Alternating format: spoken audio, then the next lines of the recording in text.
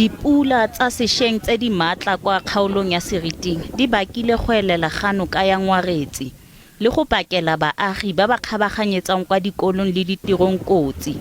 Baagi ba tshwanelwa ke go dirisa borogo jo bo kwa tlase jo e leng karolo ya tsela ya Seriting maditse. Baagi ba ba sa itumelang bare ba makaditswe ke go utlwa mo puong ya Tonakgolo Stan Mathabata le baagi ya 2018 gore tsela e golaganyang metse e tshetswe sekontiri.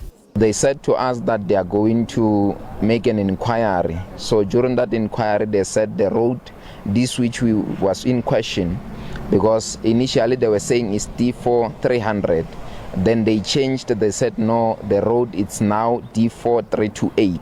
Since nna ke belegela mo motseng wa Seriting from 1990 sekontiri sona sanga ka gata go di mo ga sona ke sa gatana re ntšheleng ga se go le ganyana.